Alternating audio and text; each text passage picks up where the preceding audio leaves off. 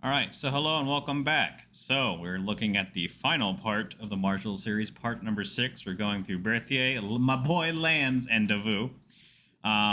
There's going to be part 5 up there. Go click on that title card that's going to appear on your screen if you haven't watched that part. Otherwise, the original video is in the description.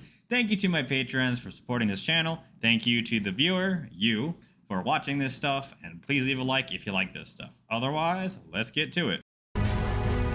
So far, we've met Marshals Perignon, Brune, Serrurier, Kellerman, Grouchy, Moncey, Poniatowski, Jourdan, Bernadotte, Augereau, Lefebvre, Mortier, Marmont, Saint-Cyr, Oudinot, Victor, Murat, Bessières, MacDonald, Massena, Suchet, Ney, and Soult.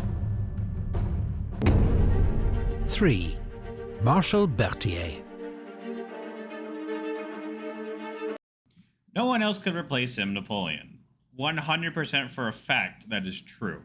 As his chief of staff, he devised basically everything that Napoleon was able to do. His second-hand man, number 1 marshal, in seniority rank at least. Army commander? No. Corps commander? No. Chief of staff? And thinker? Yes.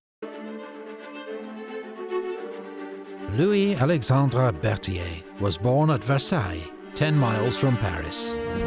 His mother served at the palace as a chambermaid to the future Louis XVIII. Chambermaid, actually are very close to monarchs. You'd be surprised. Well, besides, using the bathroom, which is technically what their job was. They could also substitute as nannies at times. There's a lot of things that they could do. His father was a colonel in the Topographical Engineers, a specialist corps of military surveyors. Berthier followed in his father's footsteps, joining the Topographical Engineers aged just 13, and was commissioned lieutenant at 17. He proved...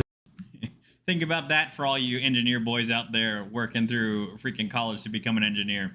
Joined at 13, became an officer at 17. A talented and diligent staff officer.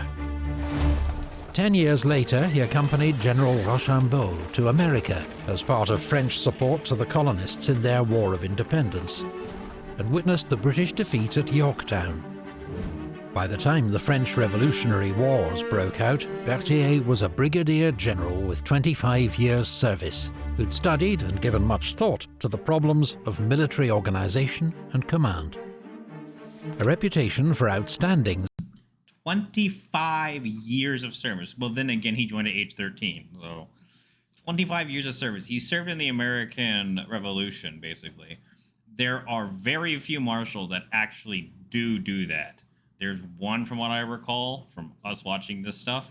So he is actually pretty old when it comes to experience and actually serving. Staff work meant his services were in high demand, and he served as Chief of Staff to Rochambeau, Lafayette, and Luckner. But during the Terror, ties to these politically suspect generals put Berthier himself under the spotlight. He was stripped of his rank and not officially reinstated until 1795, when he became Chief of Staff of the Army of Italy.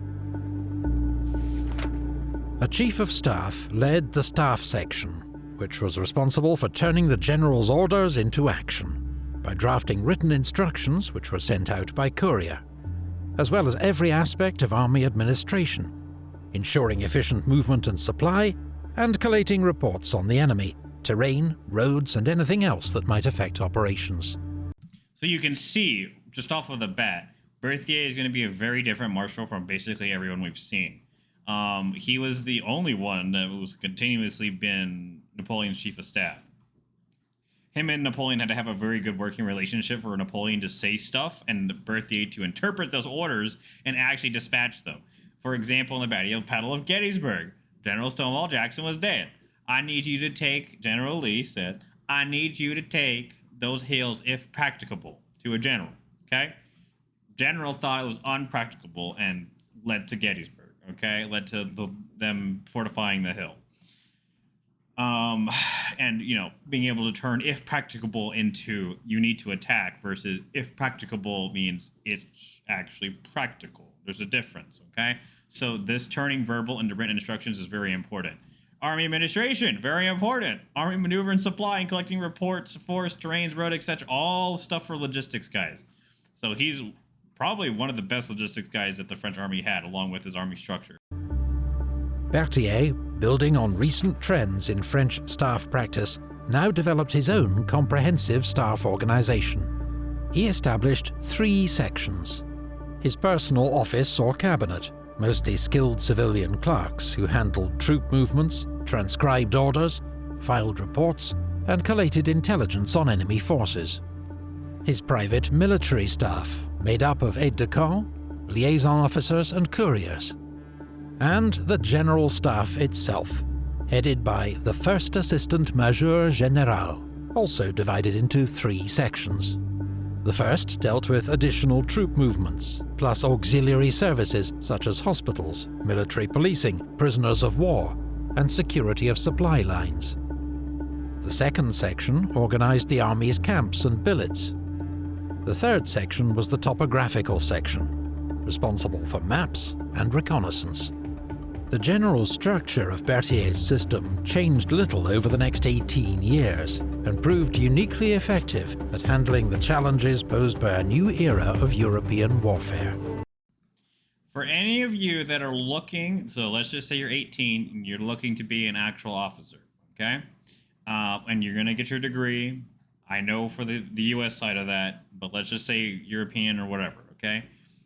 First of all, you have to understand that this, if you don't like doing this, this is what you will eventually be doing, okay? You will eventually be doing this unless you work SF, and even SF guys, you will eventually start doing this.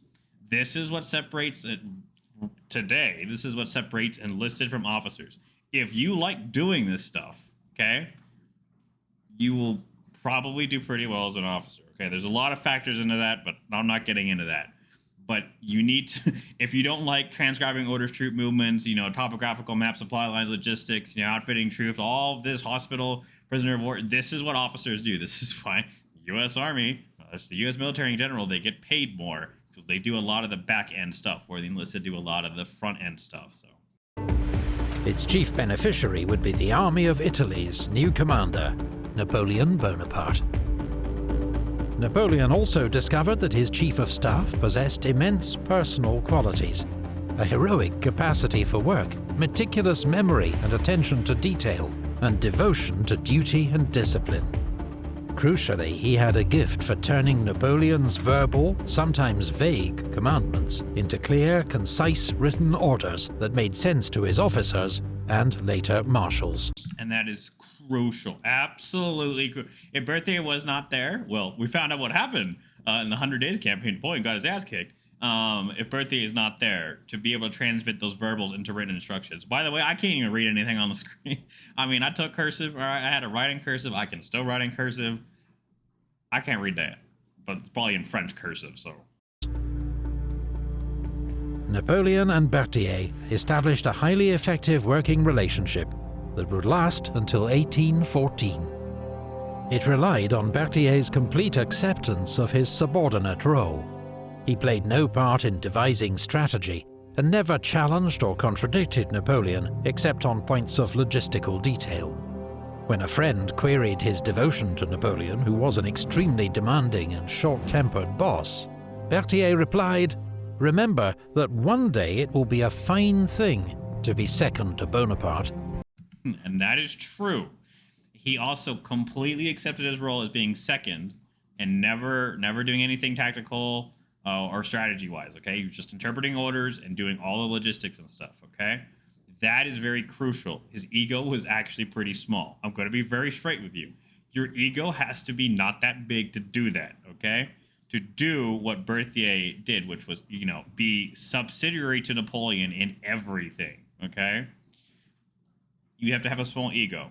Having a small ego, well, relatively small ego compared to the other marshals, okay? So that, being subordinate to Napoleon, and a good working relationship that's what leads to Berthier basically and Napoleon's success. Berthier's hard work and brilliant staff system underpinned all Napoleon's successes in Italy and beyond. They spent so much time together, Berthier was nicknamed Napoleon's wife. He was personally brave too, leading an attack at Lodi and a cavalry charge at Rivoli. But his genius was for staff work and administration, not army command, as he well knew. When he briefly inherited command of the Army of Italy in 1797, he begged Napoleon to return as soon as possible to take over. Again, showing his humility there. He's like, look, dude, I'm not an army commander. I do everything else besides just leading the guys and developing strategy. And he admits that as much. This is why Berthier is very important for Napoleon. Berthier played a crucial role in planning Napoleon's Egyptian expedition of 1798, and masterminded his famous crossing of the Alps in 1800, which saw French troops advance almost 100 miles through the mountains in just 8 days.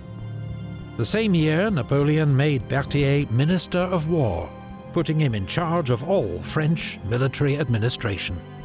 When Napoleon proclaimed Think about that. All administration is now under him. his new empire in 1804, Berthier was the first name on the list of new marshals, with seniority over all others. The next year, his role as Chief of Staff, or Major Général of the Grande Armée, was officially confirmed. In the fast-moving campaign of 1805, Berthier's system ensured Napoleon always had up-to-date information about the location and strength of his own forces, as well as the latest reports on enemy movements, from scouts, spies, and prisoners. Such advantages helped him achieve the stunning encirclement of Mack's Austrian army at Ulm. On campaign, Berthier and the Emperor often travelled together in the imperial coach, working without pause. His workload was immense, but so too were the rewards. Following the victory at Austerlitz, Napoleon made Berthier the hereditary sovereign prince of Neuchâtel and Valengian, with an enormous private income. Over the course of Napoleon's reign, he received endowments worth more than 1 million francs per year from the emperor. That's very... Well, again, you know, Berthier, Napoleon, tight as bros. My boy Lands! My boy Lands! Short shafted again. Although Lands tragically dies early, so, you know, and Berthier makes it all the way. More than any other marshal. Yet Also, Davout was on there. Let's see why he's number one. Berthier remained a liability as a field commander. In 1809, Napoleon put him in temporary command of the Army of Germany. When Archduke Charles made a bold advance into Bavaria, Berthier's response was hesitant and muddled, and nearly led to Marshal Davout's corps being encircled. Only Napoleon's arrival averted disaster.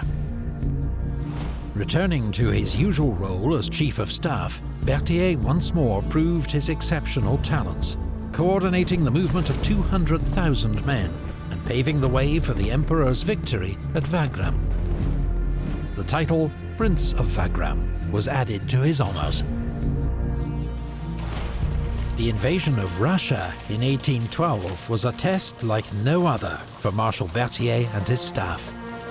I can't fathom the amount of logistical work that made it into the million-man army that went into Russia. The amount of administration and logistics is, I guarantee you, it was insane to feed, clothe, and get everything ready for these guys. It required coordinating the movement of 500,000 troops, the biggest army ever seen in Europe, across a 400-mile front. A simple private is happier than I, Berthier complained. I am being killed by all this work. And it's 500,000, so there you go. And yeah, you will see that he will die. 61, probably accident. I guarantee you he wouldn't have lived much longer. The amount of stress that this man had endured for over 20 years at this point, just working for freaking Napoleon.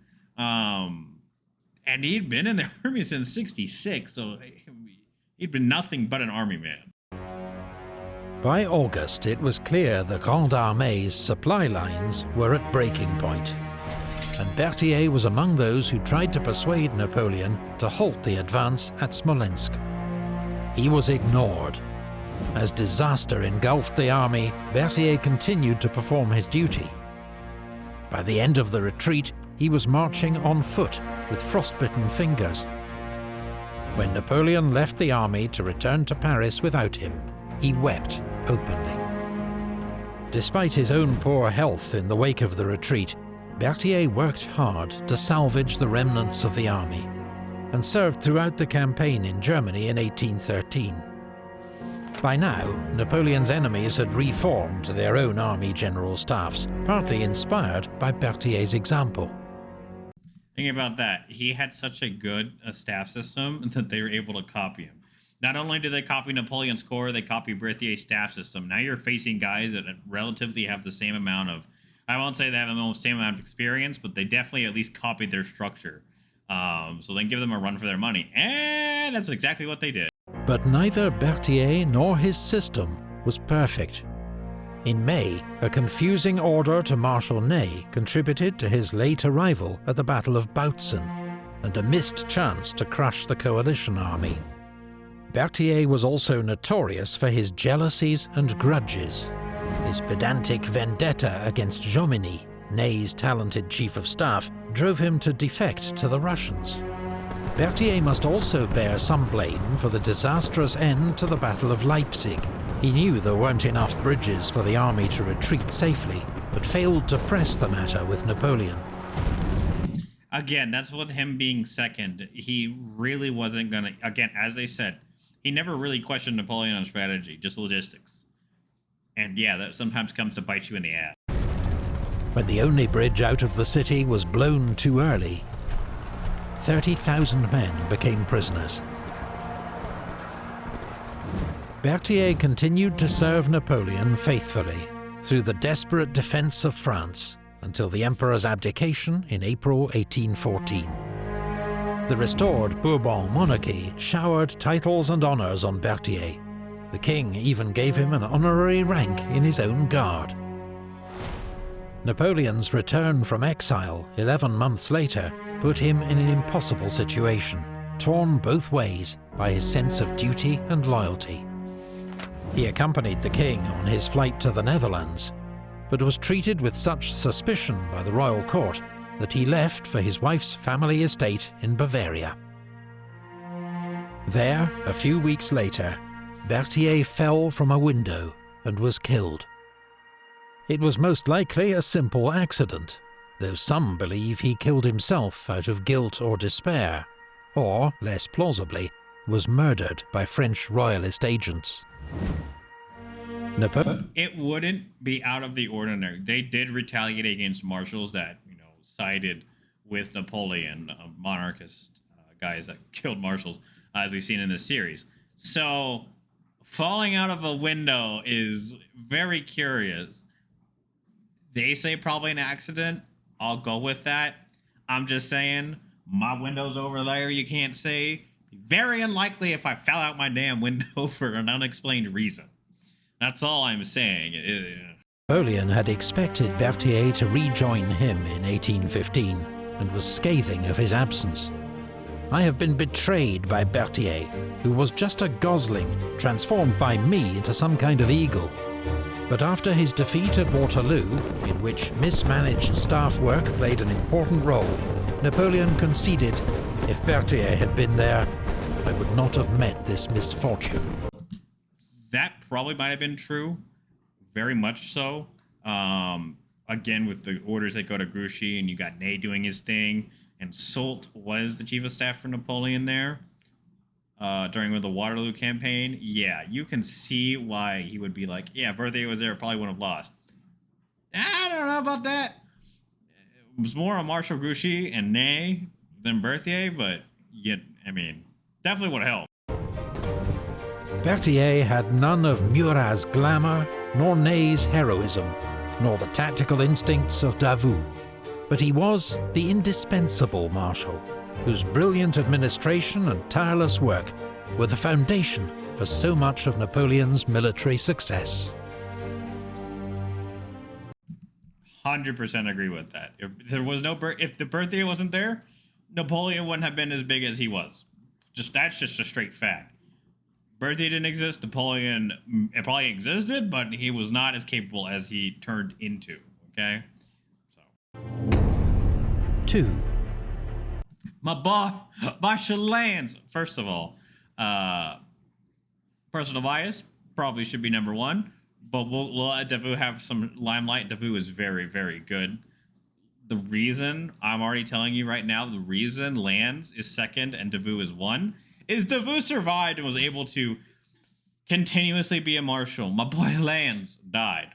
Personally, Lands is number 1 for me, and Davout is number 2. So, and birthday number 3. So, Marshal Lannes.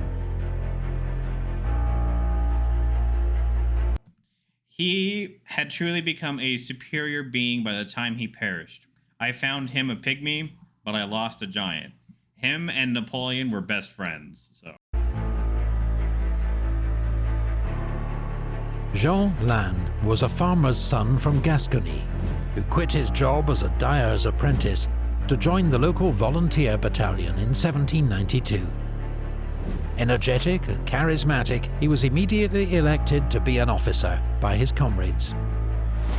The unit was sent to fight the Spanish on the Eastern Pyrenees front, where Lannes proved a brave and active officer. He distinguished himself in several actions and was promoted to command the regiment. Lannes was then transferred to Italy as part of General Augereau's division, where his bold, aggressive leadership won praise from General Massena and then a dago from General Bonaparte himself, who rewarded Lannes with command of a grenadier brigade in the army's advance guard. A month later, at the Battle of Lodi, Colonel Lannes was first across the river, leaping off the bridge and wading ashore under enemy fire. At the Battle of Arcolay, he was wounded twice, but when he heard the French were retreating, he left the dressing station to lead a fresh attack, which probably saved Napoleon from capture or worse. Napoleon He's got the balls of Ney, the tactical genius of Napoleon. later presented the flag he'd waved at the battle to Lannes, and a special bond was formed between them, based on mutual respect and loyalty. Lannes was promoted to Brigadier General, and in 1798 joined Napoleon's expedition to Egypt. He played a prominent role in the campaign, helping to suppress the revolt in Cairo and leading the assaults on Jaffa and Acre, where he was shot in the neck and only saved from certain death by his men, who carried him back to safety. He's 26 in here, by the way, and I'm 24. So At the Battle of Abu Qir, Lannes' infantry worked with Murat's cavalry to inflict a crushing defeat on the Ottoman army. While recovering from his latest wounds in this battle, Lannes received painful news from home. His wife had given birth to another man's child. He returned to France with Napoleon in October, and divorced his wife not long after. Which is legal Catholically, by the way. So that's the one. Adultery is one of the way out of an actual Catholic marriage, especially back then. When Napoleon staged his coup of 18 Brumaire, Lannes helped to ensure the army's loyalty. The next spring, Napoleon's army marched over the Alps into Italy. Lannes' vanguard led the way, and at Montebello encountered an Austrian force that outnumbered it 2-1. Lannes was able to win a brilliant victory thanks to crucial support from General Victor. Just 5 days later, his division played a key role in Napoleon's great victory at Marengo. Lannes never forgot a favor. He and Victor remained firm friends. But he also never forgot a grudge, was notoriously short-fused, and quick to perceive an insult. In 1800, Lannes remarried to Louise Antoinette Guernuc, daughter of a senator, with whom he'd have 5 children. He was also appointed commander of Napoleon's consular guard, but he was dismissed after General Bessières helped expose his mismanagement of the budget. If I remember correctly, if 1800 he married her, that's 5 kids, and he died in 9. That's almost 1 every year and a half. Think about it. For which Lannes never forgave him. In semi-disgrace, Lannes was sent as ambassador to Portugal, a short, eventful spell in which, against expectation, his soldierly manner won over Portugal's Prince Regent. By 1804, it was clear that all was forgiven.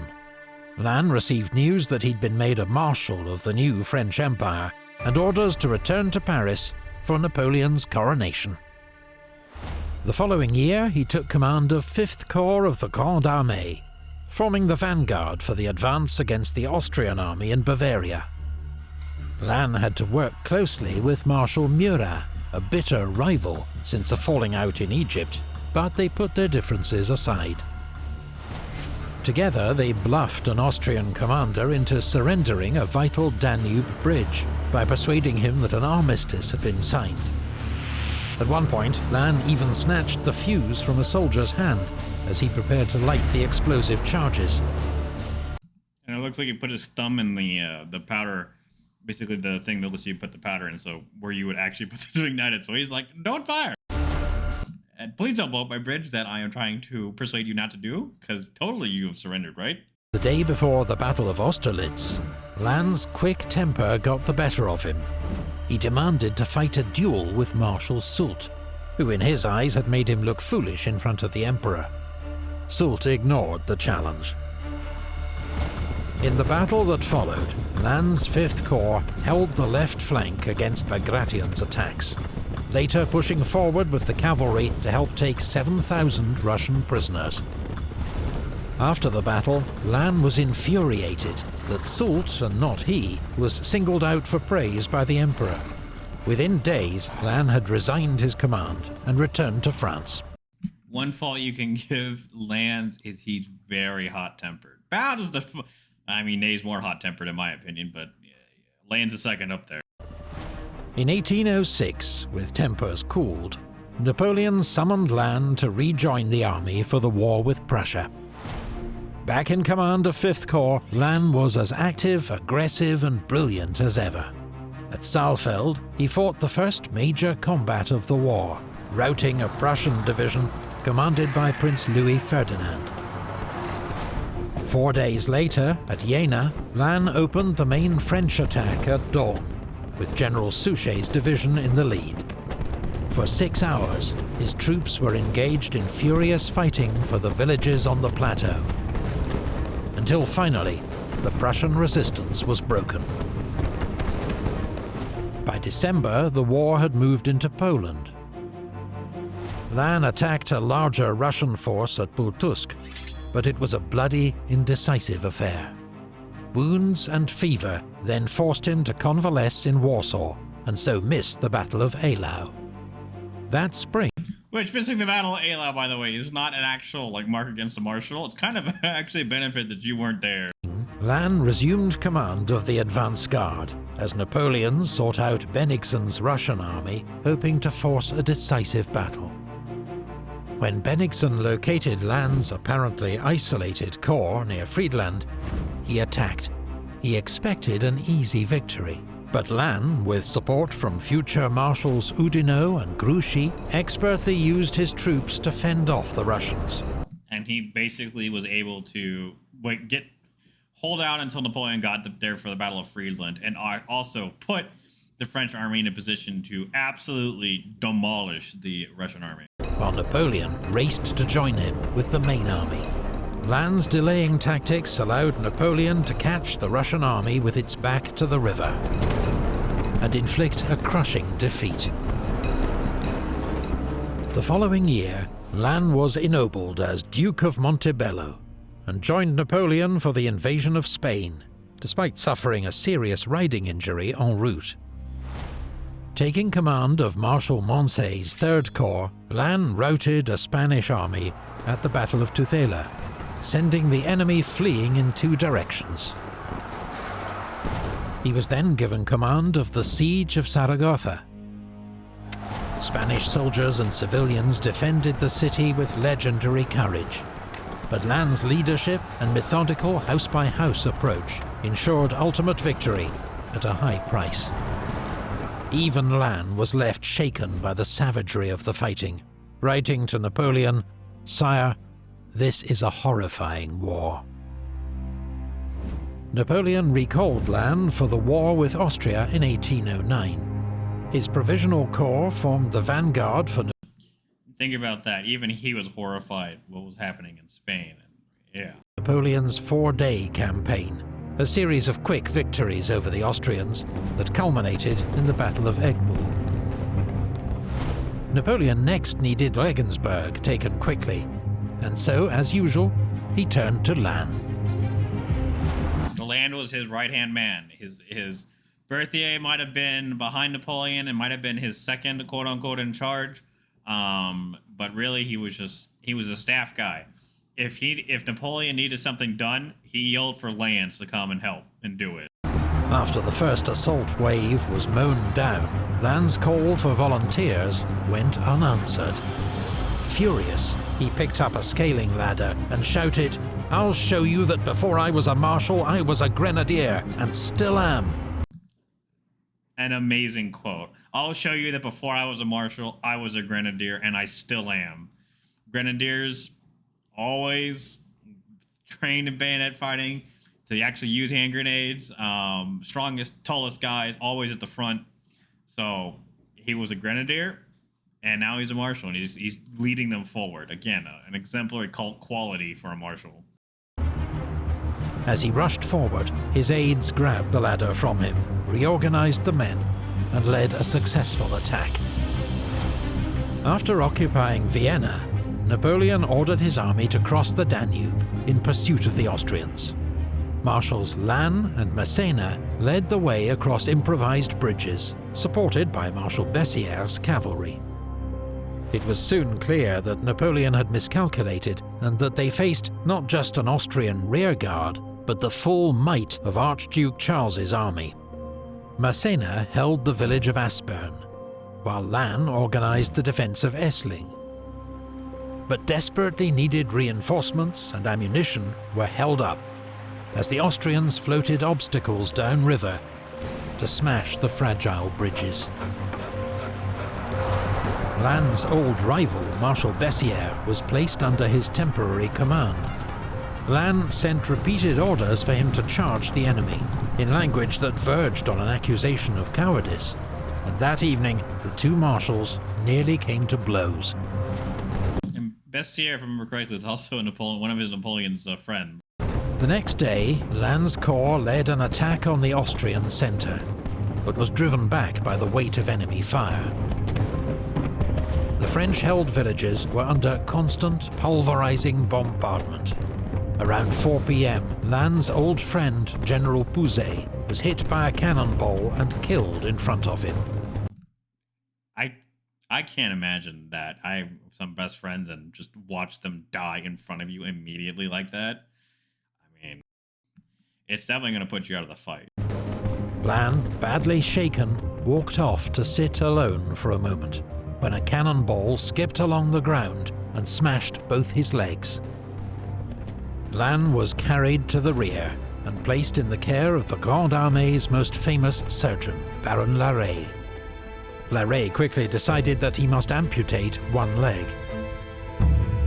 The operation went well, but the wound became infected, and Lannes died 9 days later.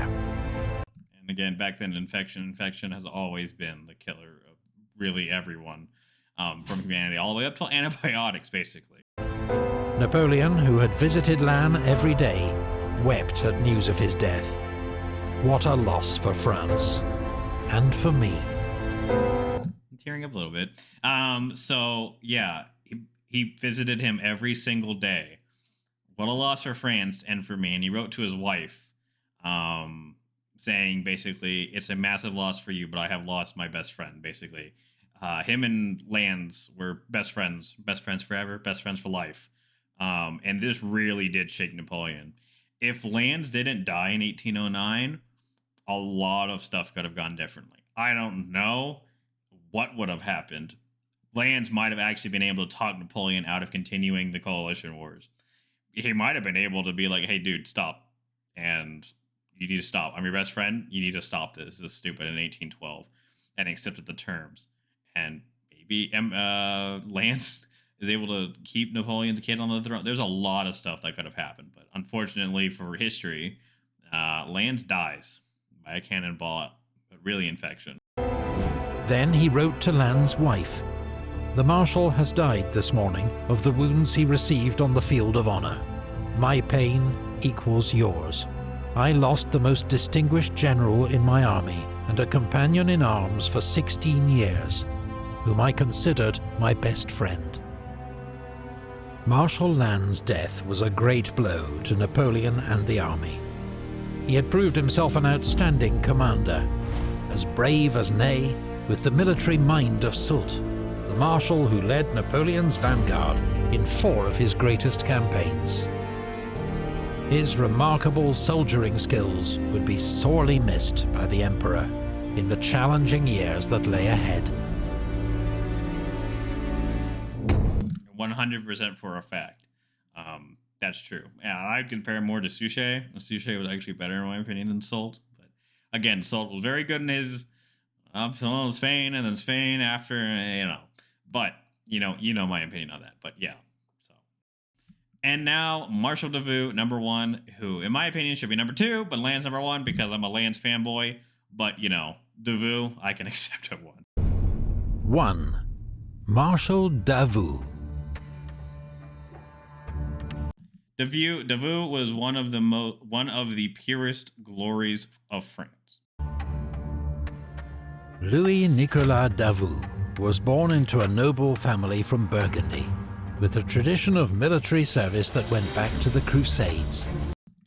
And the funny thing about Burgundy is if it goes all the way back to the Crusades as they say it does, Burgundy right there was an own actual independent country and about actually more rich than France. Equivalently, they had a lot of money, and you can see where they're based. That's why they had a massive amount of money in the medieval times. So, and a really good army actually. Tradition of military service that went back to the Crusades. At 15, he was sent to the military school in Paris, just missing a young Napoleon Bonaparte, who'd graduated a few weeks before. Think about that. So Napoleon is 16, or at least some sketch from his life. I can't draw like that to save my life, and that's pretty good. In 1788, Davout was commissioned into the Royal Champagne Cavalry Regiment. But within a year, his vocal support for the French Revolution had got him into deep trouble. He was forced to resign his commission and spend 6 weeks in prison. By the way, when you go to the officer school that Napoleon does, fun fact, you become an officer in the regiment, unlike most of the marshals. Even Lannes wasn't a military background. So, in 1791, Davout joined a local volunteer battalion and was elected its deputy commander. The next year, France was at war with Austria and Prussia, and Davout soon proved himself a brave, highly organized and energetic officer. He also won praise for attempting to prevent his commanding officer, General Dumouriez, defecting to the Austrians, though he was not successful. The incident did speed Davout's promotion to brigadier general. But the revolution was now entering its most extreme phase. A new law barred ex-aristocrats from the army, and Davout had to resign his commission once more.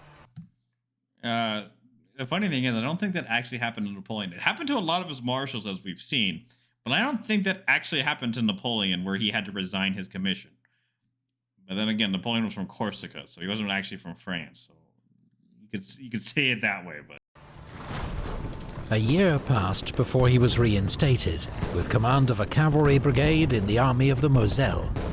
He led a series of daring operations against the Austrians, winning particular praise from General Desaix, who became a close friend. In 1798, Desaix introduced Davout to his friend, General Bonaparte. Napoleon was not at first impressed, Davout was aloof, untidy and awkward. Napoleon even described him as a damn brute. But he did trust Desaix's judgment, and gave Davout a command in his army bound for Egypt. It was a tough campaign for Davout, who caught dysentery in Cairo, but he further demonstrated his military skill, winning a series of skirmishes on Desaix's expedition into Upper Egypt, and later leading a successful assault on the town of Abu Qir. Soon after their return to France, General Desaix was killed at the Battle of Marengo, robbing Davout of a close friend and patron. However, Napoleon had been won over by Davout's performance in Egypt. He now promoted him General of Division and appointed him Inspector General of Cavalry. Napoleon also encouraged Davout to marry Aimée Leclerc, Pauline Bonaparte's sister-in-law, bringing Davout within the First Consul's extended family. Yeah, so we got Carlin, Jerome. Yeah, so a lot of people marry into the family. So Lance, quote unquote, did. Berthier also. Davout. It proved a loving marriage and a great source of strength to Davout in the years ahead. In 1803, Davout was given command of the camp of Bruges, where troops were preparing for the invasion of England.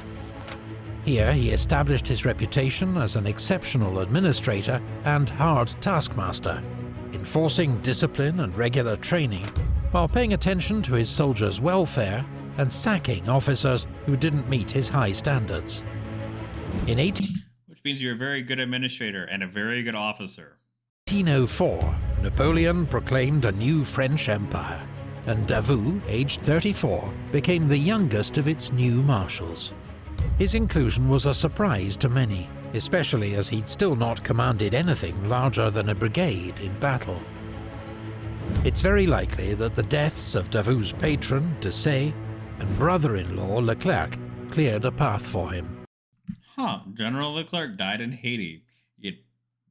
Well, that's something new I learned today. There you go. The next year, Davout's troops became 3rd Corps of the Grande Armée and marched east to take on the Third Coalition. On the eve of the Battle of Austerlitz, Davout force-marched his corps 70 miles in 2 days. Wow, that's 35 miles. That's pretty, especially for an army. Now, you might think you could probably do that. People do, trust me, to do a force march like that. But to get that many men there with that much supplies, that's hard to achieve. Arriving at dawn on Napoleon's right flank, his troops went straight into action, holding off a powerful coalition attack, buying time for Napoleon's decisive move against the enemy centre. It was a remarkable performance by 3rd Corps, soon eclipsed by an even greater feat of arms the next year in the war against Prussia. As Napoleon concentrated his forces at Jena to attack what he believed was the main Prussian army, he ordered Davout's 3rd Corps and Bernadotte's 1st Corps to cut off their retreat. But 10 miles north of Napoleon, near Auerstedt, Davout ran straight into the main Prussian army. And he performed a damn miracle, in my opinion, and fought them off. Not only fought them off, he won against them and drove them from the field. With no sign of support from Marshal Bernadotte's 1st Corps, Davout's 26,000 men faced odds of more than 2 to 1. Davout's masterful handling of his troops enabled 3rd Corps to repel the Prussian onslaught. Then, his line stabilized, Davout went on the offensive and routed the enemy army. It was a stunning victory, won at a high price. 1 in 4 of Davout's men were either killed or wounded. But he got 115 guns and drove the enemy from the field. Napoleon heard the first report. He was incredulous. "Your marshal must have been seeing double," he told his aide-de-camp, making a joke of Davout's spectacle wearing. When the report was confirmed, he sent a message back to Davout. "Tell the marshal that he his generals and his troops have gained everlasting claims on my gratitude." He later gave Third Corps the honour of being the first troops to enter Berlin. The next year, at Eylau, Davout's corps again played a pivotal role, trying to turn the Russian flank. When his men were driven back, Davout rallied them, shouting, "The cowards will die in Siberia, the brave will die on the field of honour." This time, Third Corps could not break through, but its tenacity helped persuade the Russians to retreat that night. Following the peace treaty of Tilsit, Davout became Governor-General of the new Duchy of Warsaw, where he oversaw the recruitment and training of Polish troops. In 1808, he was ennobled as Duke of Auerstedt. But for all his military prowess, Davout was not a popular figure. Notoriously tough, his troops respected rather than loved him, while several marshals were irritated by his air of superiority and blunt manner. In Let's put it this way, he was no Lance, he was no Ney. He was more like a Suchet. 1809, with war looming with Austria, Davout rejoined Third Corps at Regensburg. When Archduke Charles advanced into Bavaria, the army's temporary commander, Marshal Berthier, nearly left Davout to be cut off. As soon as Napoleon arrived, he ordered Davout to withdraw. It was almost too late, but with immense skill, Davout and Third Corps were able to fight their way clear and rejoin the army. Davout played a major part in the counter-offensive that followed, known as the Four-Day Campaign, pinning Austrian forces at Egmul, until Napoleon arrived to deliver the decisive blow. A month later, at the Battle of Aspern, Davout and Third Corps never made it across the river. The Marshal's role was limited to trying to sort out the crisis at the bridges, until the French were forced to withdraw. When the army crossed the Danube again 6 weeks later, Davout was in his usual post on the right wing. On the first day of the Battle of Wagram, the Emperor criticised Davout for his slow attack. But the Iron Marshal, as he was now known, was saving his men for what he knew lay ahead. And that was a massive attack on a hill, over a stream, into a village, and the enemy's on top of a hill. Yeah, you need to save your strength for an attack like this. The next day, Davout's troops fought off a major Austrian dawn assault, then launched their own attack, gradually driving in the enemy left flank, helping to make Austrian retreat inevitable. Davout and his corps had emerged from another major campaign as heroes. The grateful Napoleon bestowed on him a new title, Prince of Egmul. For a few years there was peace in Central Europe. Davout spent most of it in Hamburg, in his new role as Governor-General of the Hanseatic cities, cracking down on corruption and illegal trade with Britain. In 1812, Napoleon entrusted him with the enormous task of organizing the Grande Armée for the invasion of Russia. Davout's First Corps alone was 72,000 strong, as big as Napoleon's entire army at Austerlitz. When it crossed the Niemen River in June, its troops were so well turned out that one observer compared them to the Imperial Guard itself. He's a damn good administrator and very good to his troops and getting them food, supplies, logistics, but iron discipline is needed, so trade-off. Davout's giant corps was the spear tip of Napoleon's invasion. He mauled Bagration's Second Army at Saltanovka, but could not prevent its escape. But completely independent command there, and destroyed Bagration. 3 weeks later, his troops were in the thick of the fighting at Smolensk. But Davout's lack of allies among the other marshals began to show. Many were keen to see him taken down a peg or two, including Napoleon's chief of staff, Marshal Berthier, and perhaps even the Emperor himself. When Davout got into a row with Marshal Murat, whom he regarded as incompetent, Napoleon decided in Murat's favour, giving him one of Davout's divisions.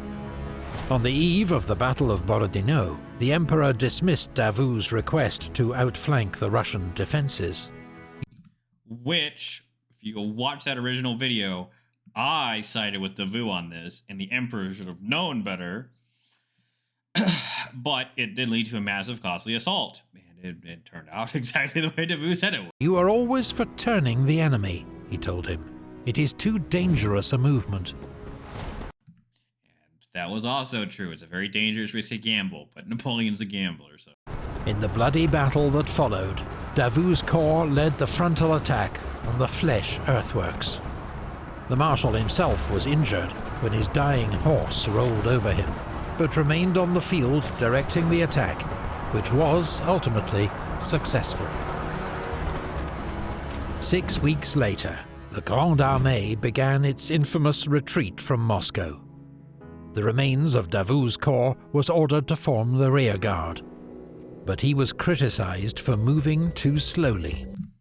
Davout with his famous hairstyle. Yeah, moving too slowly, so. Near Vyazma, a gap opened up, and Russian General Miloradovich pounced. First Corps was routed, and saved only by the quick intervention of Marshal Ney, Eugène, and Poniatowski. Ney's corps took over as rearguard, but when he became cut off at Krasny, Davout was widely blamed for not turning back to rescue him, even though it would have been suicidal. The moment highlighted the gulf in charisma between a marshal like Ney, who was loved by the troops, and Davout, who was not. And to be completely honest with you, Davout was placed in a possible situation. You go help Ney, you lose your entire corps. You don't help Ney, you're shamed. And he went with the logical choice, which is don't help Ney, because Ney needs to get himself out of there, because we can't go back for him. And Ney did get himself out of there barely, but Davout began the 1813 campaign holding Dresden, but when Hamburg was raided by Russian Cossacks, Napoleon sent him north to organize the city's defense.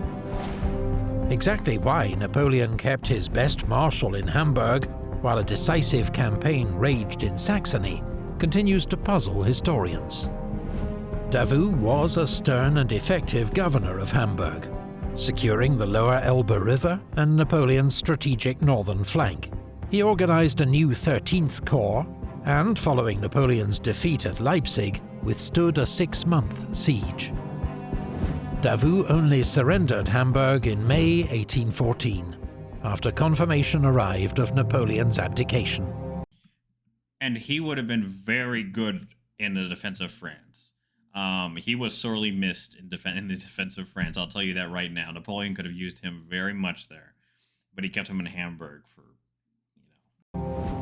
But what difference the Iron Marshal might have made at Bautzen, Dennewitz, Leipzig, or Long remains a tantalizing what if.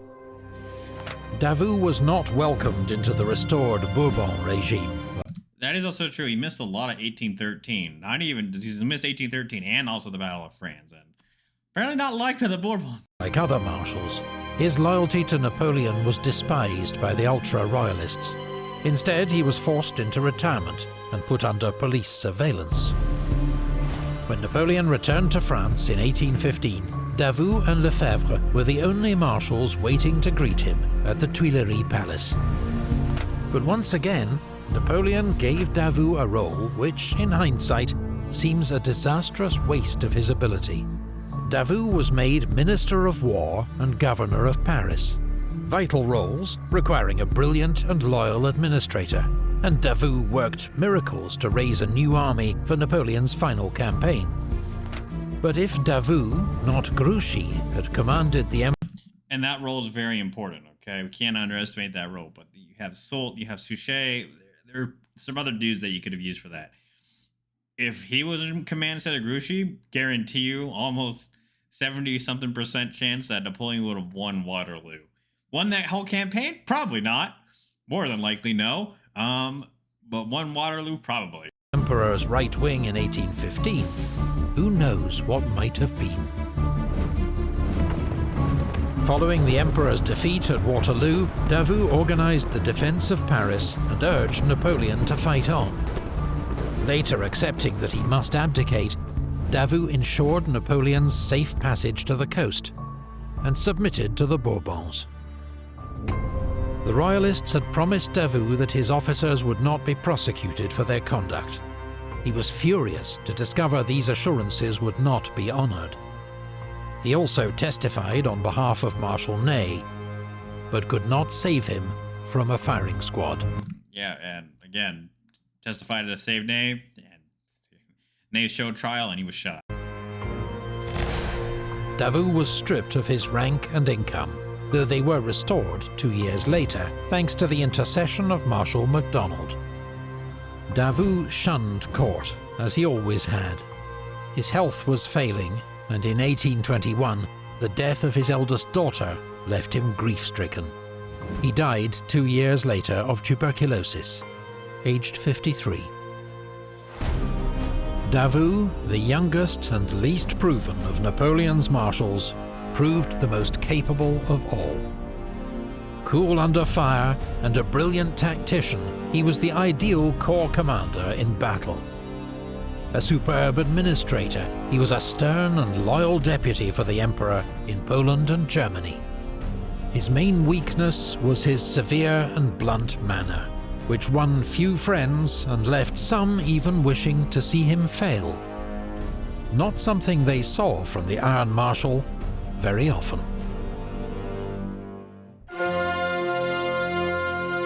So concludes our ranking of Napoleon's marshals. 26 dramatic lives that reflect a tumultuous age. Products of a military meritocracy forged in the French Revolution. Skills honed by 2 decades of war. Their fates entwined in the rise and fall of empires. History may never see such an extraordinary, diverse and colourful collection of military commanders again. Yeah, I don't think we ever will, just unfortunately. Maybe if we get to space in a couple hundred, maybe 1,000 years from now. Thank you to all the Patreon supporters who've made this series possible. All right, so that's going to wrap up the Marshall series. And Epic History TV, I give them a round of applause for making this amazing series that they have done. So, hope you guys like this series. Hope you guys leave a like for me. If you like this stuff, please subscribe. Otherwise, thank you for watching. I'll leave some videos up there that you can go watch and continue if you want to continue to watch. Otherwise, I will see you people next time. Have a good rest of your day.